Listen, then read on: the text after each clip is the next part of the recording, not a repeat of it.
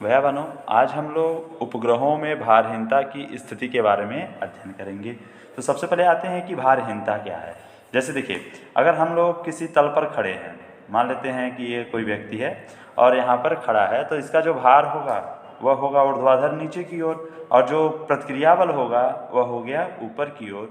तो यह जो प्रतिक्रिया बल उस व्यक्ति के पैरों पर उस तल के द्वारा जो प्रतिक्रिया बल लगता है, जितना अधिक प्रतिक्रिया बल होगा उतना ही अधिक वो भार का अनुभव करेगा। यदि हम प्रतिक्रिया बल को किसी विशेष परिस्थितियों में इसको अगर हम जीरो कर दें, तो प्रतिक्रिया बल यदि जीरो हो गया तो हमें अपना भार शून्य प्रतीत होगा, और यही भारहीनता की अवस्था कहलाती है।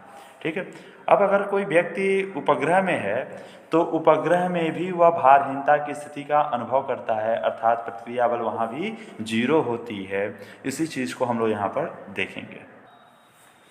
अब ध्यान दें, मान लेते हैं कि यम द्रव्यमान का एक उपग्रह है, स्मॉल यम द्रव्यमान का एक उपग्रह है। उपग्रह का जो द्रव्यमान है वह स्मॉल यम है, और वह v0 वेग से, उसका जो वेग है उपग्रह का वह कितना है, v0 वेग से वह पृथ्वी के परितः घूम रहा है। और पृथ्वी के द्रव्यमान को हम लोग m से रिप्रेजेंट कर लें, और जो त्रिज्या है, जो वृत्तीय पथ की त्रिज्या, जैसे मान लेते हमारा ये पृथ्वी है और पृथ्वी के परितः वह उपग्रह घूम रहा है, त्रिज्या कितनी है r त्रिज्या के पथ पर वो घूम रहा है। ठीक है। तो इस स्थिति में ध्यान देंगे कि वृत्ताकार पथ पर घूमने के लिए अभिकेंद्र बल की आवश्यकता होती है। तो अभिकेंद्र बल कितना होगा, तो यम द्रव्यमान का हमारा उपग्रह है और उसका जो वेग है वह v0 है, तो mv²/r यह हो गया अभिकेंद्र बल। यह अभिकेंद्र बल कैसे मिलेगा, तो गुरुत्वाकर्षण के द्वारा। तो दो पिंडों के बीच का जो गुरुत्वाकर्षण बल होता है क्या होता है, जी पहले पिंड का द्रव्यमान मतलब पृथ्वी, दूसरा पिंड हमारा उपग्रह, और बटे उनके बीच की जो दूरी है उसका स्क्वायर, तो Gm/r² हो गया। ठीक है। अब देखेंगे यहाँ पे स्मॉल m से स्मॉल m कट जाएगा और मिल जाएगा हमें यहाँ पे v0²/r = Gme/r²। ठीक है। हाँ, ये r भी कर सकता है लेकिन एब्रिविएट से। ठीक है। अब देखें, ऐसा है, इसे क्वेश्चन नंबर 1 बना लेते हैं। ठीक है। अब देखिए, अब यहाँ पे जो उपग्रह था, उस उपग्रह के भीतर कोई अगर यात्री बैठा है और उस यात्री का जो द्रव्यमान है उसको हम m' मान लें। ठीक है। तो उस यात्री पर कितने बल लगेंगे, तो ध्यान देंगे उस यात्री पर एक बल अंदर की ओर जो लगेगा वह बल हमारा हो गया गुरुत्वाकर्षण बल, गुरुत्वीय बल, और दूसरा बल उस जो उपग्रह है, मान लेते हमारा ये उपग्रह है और यहाँ पर हमारा यात्री है, तो उपग्रह के तल के द्वारा लगने वाला प्रतिक्रिया बल, जो दोनों एक दूसरे के क्या होंगे, विपरीत होंगे। अभिकेंद्र बल गुरुत्वाकर्षण बल, गुरुत्वीय बल पृथ्वी की ओर लगेगा, प्रतिक्रिया बल उसके ठीक अपोजिट लग रहा है, तो जो परिणामी बल होगा वह क्या हो जाएगा, तो ध्यान देंगे पृथ्वी के द्वारा लगने वाला गुरुत्वाकर्षण बल Gme, और दूसरा पिंड हमारा वो व्यक्ति है तो m' दूरी कितनी है, तो r है तो r²। तो ये हो गया गुरुत्वीय बल। ठीक है, जो पृथ्वी की तरफ लग रहा है। ठीक है, पृथ्वी की तरफ गुरुत्वीय बल लग रहा है, और जो उस उपग्रह में जो व्यक्ति खड़ा है तो उसका जो प्रतिक्रिया बल होगा तल के द्वारा, उस उपग्रह के द्वारा प्रतिक्रिया बल वह अपोजिट डायरेक्शन में लगेगा। तो अब परिणामी बल क्या होगा, गुरुत्वीय बल माइनस प्रतिक्रिया बल, तो प्रतिक्रिया बल को हम लोग r मान ले अगर, तो Gme/m'/r², ये गुरुत्वीय बल उस व्यक्ति के ऊपर लग रहा है, और r प्रतिक्रिया बल, और यह जो परिणामी बल हो गया हमारा ये। ठीक है, नेट बल वही आपको अभिकेंद्र बल प्रदान कर रहा है। तो व्यक्ति का द्रव्यमान m', वेग जो उपग्रह का वेग है वही उस व्यक्ति का भी वेग होगा, क्योंकि हम अगर कार का वेग जितना है हम उसके अंदर बैठे हैं तो हमारा भी वेग वही कार का ही वेग होता है, तो mv²/r हो गया। ठीक है। अब देखेंगे यहाँ पे m' से m' कट जाएगा, नहीं रुकिए, यहाँ नहीं कटेगा, क्योंकि अभी देखिए यहाँ पे -r है ना, एक कटेगा नहीं अभी। चलिए, ऐसा है कि हम लोग इस m' को दूसरी तरफ भेज देते हैं। ठीक है, तो दो पद हैं तो दोनों पदों में भाग चला जाएगा उसका, -r/m' = v0²/r। ठीक है।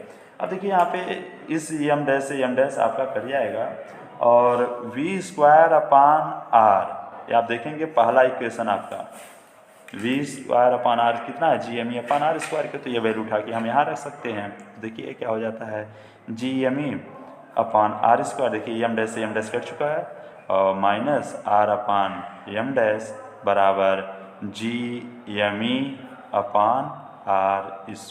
हो गया। ये कैसे हुआ है? तो बाई इक्वेशन 1 हम समीकरण 1 से V²/R का मान यहाँ पे रख दिए हैं। अब देखिए दाहिने पक्ष में भी GME/R² है और बाएं पक्ष में भी है। तो हम इसको अगर दूसरी तरफ भेज देते हैं तो इतना माइनस इतना हो जाएगा और वो 0 हो जाएगा, अर्थात R/M डैश बराबर क्या हो जाएगा? 0। M तो कभी 0 होगा नहीं, इसका मतलब क्या हुआ? R बराबर 0, या सीधे सीधे गुणा कर दीजिए, 0 में M डैश का गुणा करेंगे तो R बराबर 0 हो गया। इस तरह से आप देख रहे हैं कि जो प्रतिक्रिया बल है वह प्रतिक्रिया बल 0 आ गई, और हम लोग अपने भार का अनुभव प्रतिक्रिया बल के द्वारा ही करते हैं, और प्रतिक्रिया बल 0 हो गई अर्थात हम भारहीनता की स्थिति में होंगे। ठीक है, इस तरह से यदि उपग्रह में किसी स्प्रिंग तुला पर व्यक्ति खड़ा हो तो उसका जो माप होगा वो भी 0 होगा। ठीक है, तो अगर हम उपग्रह में के भीतर किसी डोरी से अगर किसी पिंड को लटका दे तो वहाँ भी तनाव भी नहीं लगेगा, और इस अवस्था में अगर हम लोग देखें तो भारहीनता की स्थिति में हम लोग सामान्य रूप से जैसे भोजन करते हैं, ये भोजन नहीं कर सकते हैं, ना तो सामान्य रूप से हम लोग पानी पी सकते हैं। ठीक है, तो इसमें एक चीज़ ध्यान देने वाली चीज़ है वो यह है कि चंद्रमा भी पृथ्वी का एक उपग्रह है, लेकिन चंद्रमा पर व्यक्ति भारहीनता का अनुभव नहीं करता क्योंकि चंद्रमा का द्रव्यमान अधिक है। ठीक है, और उसके कारण व्यक्ति वहाँ पर गुरुत्वीय बल का अनुभव करता है। अब आगे हम लोग आते हैं, अगला टॉपिक हमारा है उपग्रह की संपूर्ण ऊर्जा तथा बंधन ऊर्जा। ठीक है, तो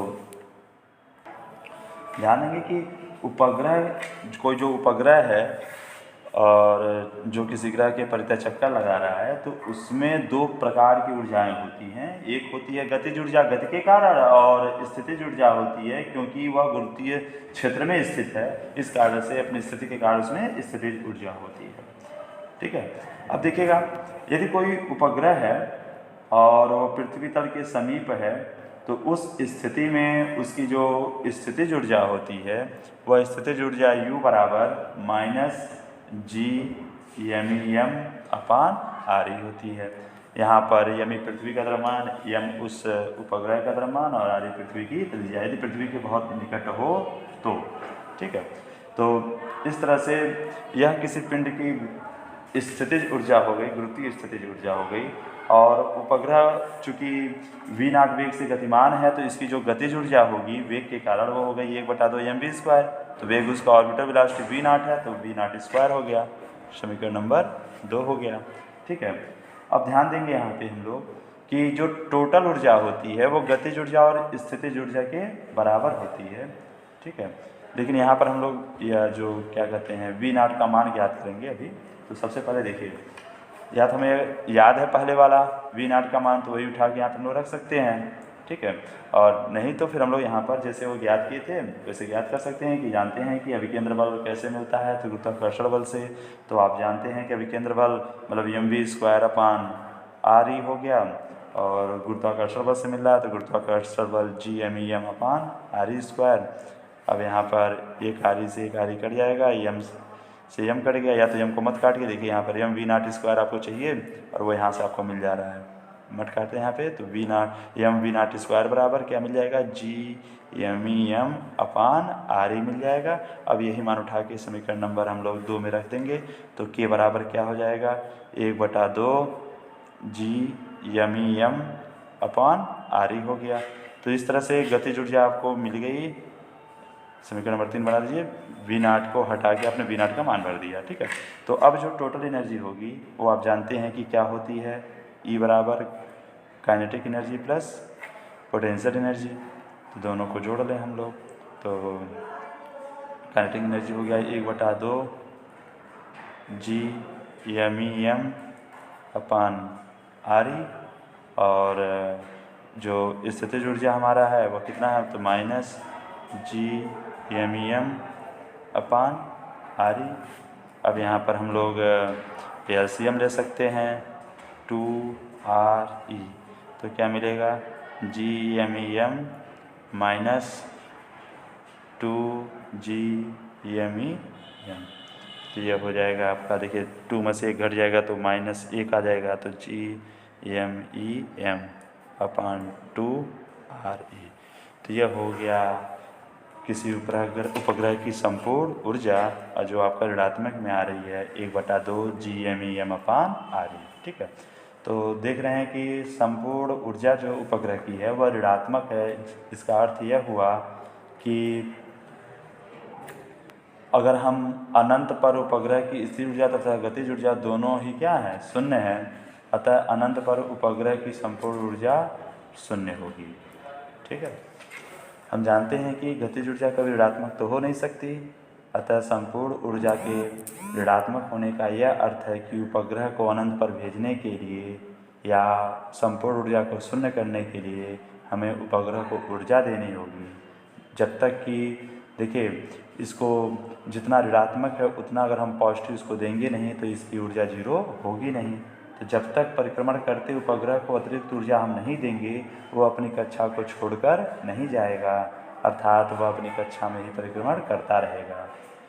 ठीक है, तो इस तरह से उपग्रह की अगर हम बंधन ऊर्जा की बात करें तो पृथ्वी के परितः परिक्रमण करते किसी पिंड या उपग्रह को अपनी कक्षा छोड़कर पलायन करने के लिए जितनी ऊर्जा की आवश्यकता होती है वह उसकी बंधन ऊर्जा कहलाती है। तो आप जान रहे हैं कि जो ऊर्जा है उसकी इतना ऋणात्मक है, अगर हम इतना ही पॉजिटिव ऊर्जा दे देंगे तो हमारा उपग्रह चला जाएगा, अर्थात उपग्रह की जो बंधन ऊर्जा होगी वह कितनी हो जाएगी, तो उपग्रह की बंधन ऊर्जा हो जाएगी +1/2 GMEM/RE हो जाएगी। ठीक है, इस तरह से उपग्रह की बंधन ऊर्जा आप प्राप्त कर सकते हैं। और हम लोग जानते हैं कि g बराबर क्या होता है, तो GME/RE² होता है। तो ये गुणा कर दें तो GRE² बराबर GME।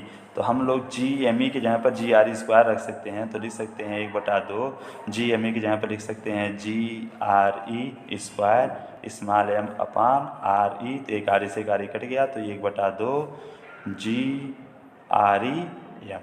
तो इस तरह से जो बंधन ऊर्जा है उपग्रह की वह आपकी 2 चीज़ मिल गई, एक मिला 1/2 GMEM/RE और एक है 1/2 GREM। या इसी को आप लोग व्यवस्थित ऐसे भी लिख सकते हैं कि 1/2 MGRE, जैसे आपको आसानी से याद हो सके। ठीक है, तो इस तरह से आप लोग उपग्रह की बंधन ऊर्जा या संपूर्ण ऊर्जा ज्ञात कर सकते हैं। अब यहाँ पर एक चीज़ आपको दिख रहा होगा कि ये जो 1/2 GME/RE दिख रहा है ना, और आप देख रहे हैं कि हमारा जो यहाँ पर ये जो स्थितिज ऊर्जा है और इसको देखिए दोनों को, यह इसका क्या है, इस ऊर्जा ठीक दूना है। ठीक है, और यहाँ पर दिख रहा है कि स्थितिज ऊर्जा इसके बंधन ऊर्जा के 2 गुने हैं। ठीक है।